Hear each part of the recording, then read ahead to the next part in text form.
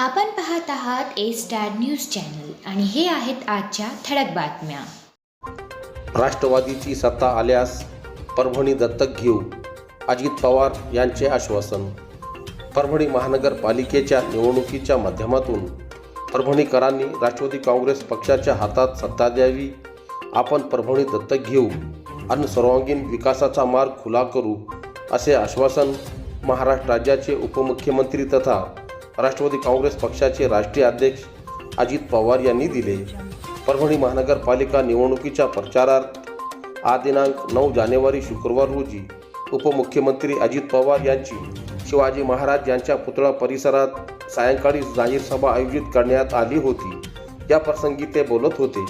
यावेळी व्यासपीठावर खासदार डॉक्टर फौजिया खान मॅडम, आमदार राजेश विटेकर, माजी आमदार ॲडव्होकेट विजय गव्हाणे, राष्ट्रवादी काँग्रेस पक्षाचे महानगर जिल्हाध्यक्ष प्रताप देशमुख, अजय देशमुख, माजी आमदार डॉक्टर मधुसूदन केंद्रे, संतोष बोबडे यांच्यासह अन्य नेते व पदाधिकारी यांची उपस्थिती होती. आपल्या भाषणातून उपमुख्यमंत्री अजित पवार यांनी दोन्ही राष्ट्रवादी काँग्रेस पक्ष परभणी महानगरपालिकेत एकत्रितपणे निवडणूक लढवित आहे. या पक्षाने सर्व धर्म व जातीपातीच्या उमेदवारांना उमेदवारीत प्राधान्य दिले आहे. फुले शाहू आंबेडकर यांच्या विचारधारेवरच पक्षाद्वारे वाटचाल सुरू आहे. त्यामुळे कृतीसुद्धा तशीच आहे. ज्येष्ठाबरोबर नवख्यांनासुद्धा उमेदवारीत प्राधान्य दिले आहे. या जुन्या पिढीचा अनुभव व नव्या पिढीचा वर्तमान आणि भविष्याबाबतचा संकल्पना या प्रत्यक्षात उतरवाव्यात असे प्रयत्न राष्ट्रवादीद्वारे केले जाणार आहे. पिंपरी चिंचवड महानगरपालिका कार्यक्षेत्रात राष्ट्रवादीने केलेल्या विकास कामांचा परभणीकरांनी सुद्धा अनुभव विचारावा. त्या पद्धतीने परभणीत सुद्धा काय काय करता येईल या पद्धतीने विचार करावा, असे आवाहन करतेवेळी उपमुख्यमंत्री अजित पवार यांनी राज्य व केंद्र सरकारच्या निधीशिवाय विकास अशक्य आहे. त्यामुळे या दोन्ही सरकारच्या माध्यमातून काय काय करता येईल ते आपण निश्चितच परभणीकरिता करू, असा विश्वास अजित पवार यांनी व्यक्त केला. पाथरी पोखर्णी रस्त्यावर उसाचे ट्रॅक्टर पलटी झाल्याने वाहतुकीची कोंडी. आज दिनांक 9 जानेवारी शुक्रवार रोजी दुपारी 1 वाजेच्या सुमारास परभणी तालुक्यातील पोखर्णी पाथरी रस्त्यावर ऊस वाहतूक करणारा ट्रॅक्टर पलटी झाल्याने या रस्त्यावरील वाहतूक काही काळ खोळंबली होती. सुदैवाने या घटनेत जीवितहानी झाली नसल्याचे कळते.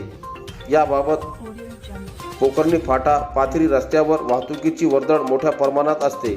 सध्या ऊसतोडीचे काम सुरू असून असाच एक ट्रक ऊस घेऊन पोखर्णी मार्गे पाथरीच्या दिशेने जात होता. परंतु ट्रॅक्टरमध्ये क्षमतेपेक्षा जास्त ऊस असल्याने सदरील ट्रॅक्टरच्या चालकाचा ट्रॅक्टरवरील ताबा सुटल्याने ट्रॅक्टर पलटी झाल्याची घटना घडली. या अपघातामुळे काही काळ महामार्गावरील वाहतूक ठप्प झाली होती. त्यामुळे वाहनधारकाची चांगलीच तारांबळ उडाली. सुदैवाने या अपघातात कोणतीही जीवितहानी झाली नाही. जिंतूर पोलीस ठाण्यात स्काउट गाईड पथकाची शैक्षणिक भेट.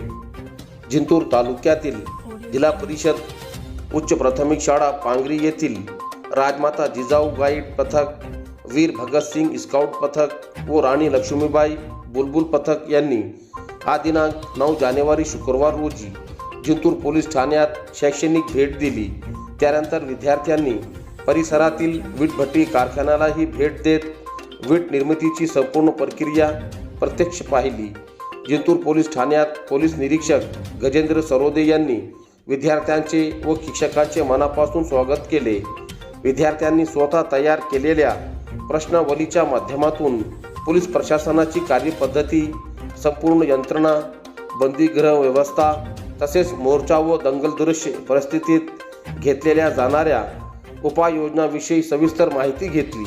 यावेळी पोलीस ठाण्यातील विविध प्रकारच्या शस्त्रांची ओळख करून देण्यात आली. प्रत्यक्ष अनुभवामुळे विद्यार्थ्यांमध्ये उत्सुकता व आत्मविश्वास वाढल्याचे दिसून आले. सुरुवातीला पोलीस ठाण्याबाबत भीती वाटणाऱ्या मुलांच्या चेहऱ्यावर भेटीनंतर आनंद झळकत होता. त्यानंतर विद्यार्थ्यांनी वीटभट्टी कारखान्याला भेट देऊन मातीची निवड, साच्यात वीट घडवणे, वाळवणे, भट्टीत भाजणे अशी वीट निर्मितीची संपूर्ण प्रक्रिया समजून घेतली.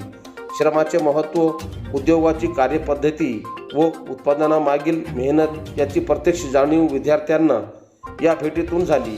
कार्यक्रमाच्या शेवटी सर्व गाईड व बुलबुल विद्यार्थ्यांनी टाळ्यांच्या गजरात पोलीस निरीक्षकांचे आभार मानले. यावेळी शाळेच्या शिक्षिका सविता बडी व गाईड कॅप्टन विद्या कावटवार उपस्थित होत्या.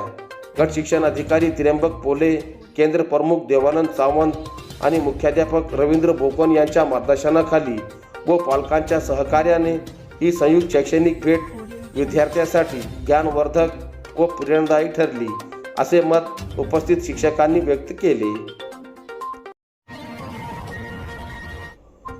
गोविंद यादव यांचा आमदार रत्नाकर गुट्टे मित्रमंडळात प्रवेश.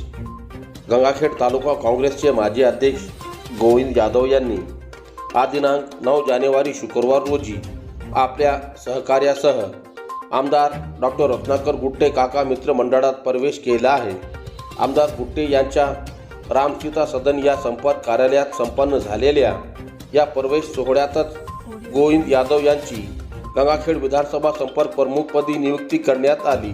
नुकत्याच पार पडलेल्या नगरपालिका निवडणुकीत पक्षश्रेष्ठींनी अपेक्षित पाठबळ न दिल्याचा आरोप करत यादव यांनी काँग्रेस पक्षाचे तालुकाध्यक्षपद आणि काँग्रेसच्या प्राथमिक सदस्यत्वाचा राजीनामा दिला होता.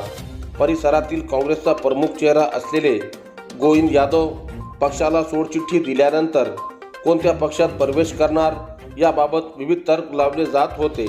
या तर्कांना आजच्या प्रवेशाने पूर्णविराम मिळाला आहे. माजी तालुका उपाध्यक्ष दत्तराव भिसे, नाभिक सेनेचे माऊली डमरे, सुपा ग्रामपंचायतचे उपसरपंच लक्ष्मण घोलप, ग्रामपंचायत सदस्य गंगाधर घोलप, सावता शिंदे यांनीही या प्रसंगी मित्रमंडळात प्रवेश केला. सर्व क्षेत्रात क्रियाशील असलेल्या गोविंद यादव यांच्या प्रवेशामुळे मित्रमंडळाचे कार्य अधिक चांगल्या पद्धतीने होईल असा विश्वास आमदार डॉक्टर रत्नाकर गुट्टे यांनी या प्रसंगी आयोजित पत्रकार परिषदेत व्यक्त केला. उद्योग मेळाव्यास महिलांचा प्रतिसाद. जिंतूर शहरासह ग्रामीण भागात दिवसादिवस ऑनलाईन खरेदीचे प्रमाण वाढत असल्याने लहान मोठ्या दुकानदार उद्योजकांना याचा मोठा आर्थिक फटका बसत असून तो दूर करण्यासाठी शकुन बजाज यांच्या संकल्पनेतून स्नेहा शहा यांनी आज दिनांक 9 जानेवारी शुक्रवार रोजी जिंतूर शहरातील लक्ष्मी मंगल सेवा केंद्रात एक दिवसीय उद्योग मेळावा आयोजित केला होता. या मेळाव्याला महिलांनी भेट देत विविध वस्तूंची खरेदी करून प्रतिसाद दिला.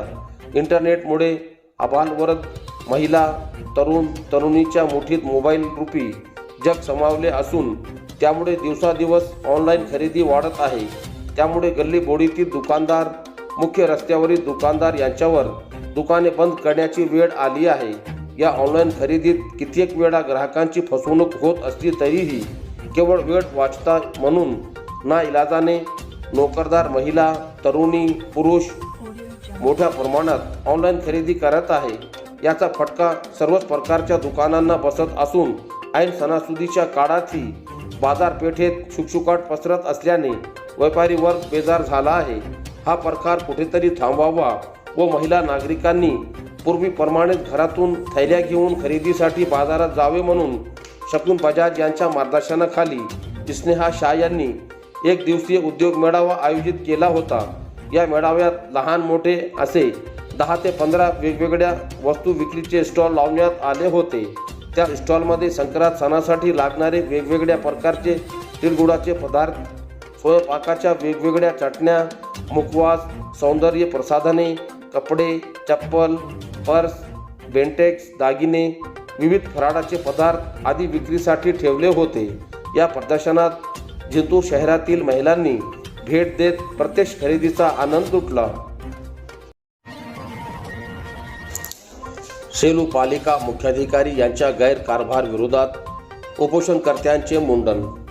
सेलू नगरपालिकेचे मुख्याधिकारी तथा प्रशासक यांच्या गैरकारभाराची चौकशी करून त्यांना तत्काळ बडतर्फ करावे या मागणीसाठी सुरू असलेल्या बेमुदत उपोषणास आज 11 दिवस उलटूनही प्रशासनाने कोणतीही दखल न घेतल्याने संतप्त झालेल्या उपोषणकर्त्यांनी आज दिनांक 9 जानेवारी शुक्रवार रोजी सार्वजनिकरित्या मुंडन करून प्रशासनाचा निषेध नोंदवला. सुजाण नागरिक अन्याय व भ्रष्टाचार विरोधी जनजागृती व निर्मूलन समितीचे संस्थापक अध्यक्ष श्रीनिवास उघडे हे 29 डिसेंबर 2025 पासून सेलू शहरातील उपविभागीय अधिकारी कार्यालयासमोर बेमुदत उपोषणाला बसले आहेत.